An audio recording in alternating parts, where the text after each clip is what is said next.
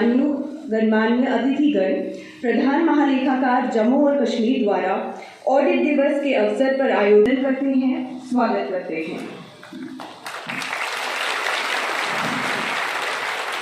16 नवंबर 1860 को sir Edward Drummond ने पहले ऑडिट दिवस के रूप में मनाया जाता है। इसके बाद के सप्ताह को ऑडिट वीक के रूप में प्रदान करता है। इस अवसर पर हम सभी हितधारकों जीवन मेरा समाप्त हुआ था। मेरे गांव में एक इंटरमीडिएट कॉलेज है, तो लोगों ने मुझे उसका प्रबंधक बना दिया। एक वर्ष बाद जो हेड क्लर्क हमारे थे, उन्होंने कहा सब अभी का ऑब्जेक्शन बहुत है, इसको रिमूव कराना बड़ा जरूरी है। हमने कहा कैसे होगा? कहा कि जो ऑडिटर साहब है उनकी कुछ पूजा करनी होगी। तो मुझे समझ में नहीं आया कि ये कौन पूजा करेगा। तो हमने कहा कि भाई जो ऑब्जेक्शन है उसको दुरुस्त किया जाए।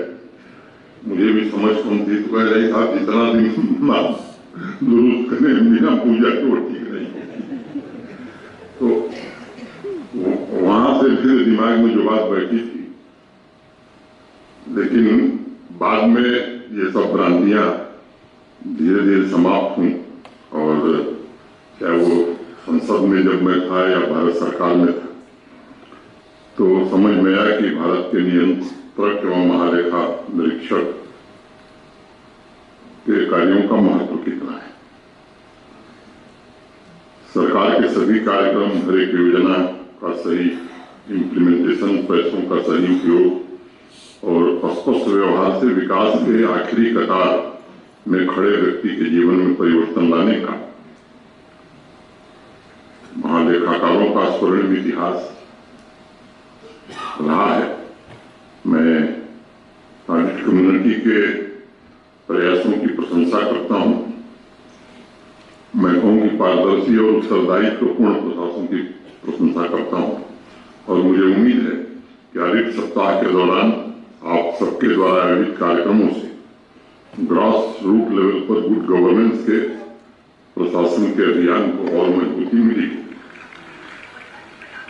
चाहे पंचायती राज संस्थाओं से जुड़े सभी स्टेक होल्डर्स की कैपेसिटी बिल्डिंग का महत्वपूर्ण अवसर भी प्राप्त हुआ होगा। सार्वजनिक जीवन में पारदर्शिता, जवाबदेही तथा ईमानदारी लाने के लिए स्थापित किए गए शुरुआती संस्थाओं में से भारत के नियंत्रक और महालेखा परीक्षक का संस्थान भी है। और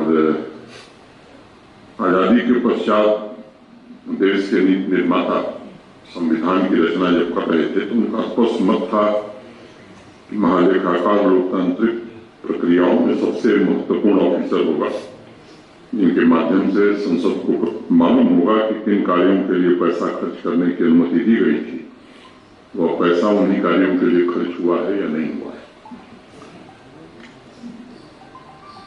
डॉक्टर अम्बेडकर का जिक्र हुआ। मैं संविधान सभा के एक सदस्य थे, श्री R.K. सिधवा। उन्होंने कहा था कि वह राष्ट्र के धन के प्रहरी होंगे और जिस कार्य के लिए जो पैसा दिया गया है उतना ही व्यय हो। संसद के विनियोग विधेयक में जो व्यवस्था की हो उसमें परिवर्तन न हो सके, ये सुनिश्चित करना ये दायित्व होगा। मैं मानता हूं कि देश के नीति निर्माताओं के विजन के मुताबिक इस संस्थाने तथा राज्यों एवं यूपी के महालेखाकारों ने ऑडिटिंग और गवर्नेंस को उत्कृष्ट बनाने के मिशन में निरंतर प्रयास किया है। सफलता और उपलब्धियों के नए मानदंड भी स्थापित किए हैं। आप सबके मिशन, परिश्रम और लगन की वजह से विधायिका और जनता में भरोसा भी पैदा हुआ है। पब्लिक रिसोर्स का इफेक्टिव और एफिशिएंट इस्तेमाल भी हो रहा है। लोक हितार्थ, सत्यनिष्ठा अभी मैंने सुना। इसका अर्थ मैं यही समझता हूं कि dedicated to truth in public interest, बिना किसी भय या पक्षपात के आपने इस प्रकार खर्च, लक्ष्य की प्राप्ति और संविधान के मूल्यों का संरक्षण रखा है। वह पब्लिक सर्विस में अतुलनीय योगदान माना जाएगा। आज भारतवर्ष अपने क्षमता और सामर्थ्य द्वारा विकसित भारत के संकल्प के साथ आगे बढ़ रहा है। इस मिशन में देश की आर्थिक सामाजिक व्यवस्था को सुदृढ़ करने तथा सस्टेनेबल डेवलपमेंट गोल्स की प्राप्ति के लक्ष्य में सभी महालेखाकार और ऑडिट सिस्टम की महत्वपूर्ण भूमिका आने वाले दिनों में और बढ़ने वाली है। मुझे लगता है कि प्रयास हमारा होना चाहिए कि ऑडिट रिपोर्ट और उससे संबंधित आवश्यक फैक्ट्स तुरंत प्रस्तुत किए जाएं ताकि सुधार की संभावना पर शीघ्र ही निर्णय लिया जा सके।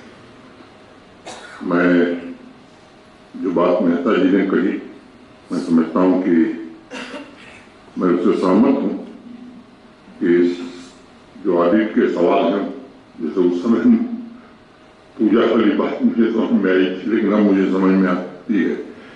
इसको आलोचना की दृष्टि से देखने के बजाय एक पथ प्रदर्शक के रूप में अगर हम देखेंगे तो योजनाओं का लाभ आम आदमी तक पहुंचाने में हमारी प्रतिबद्धता को अमली जामा हम पहना सकेंगे।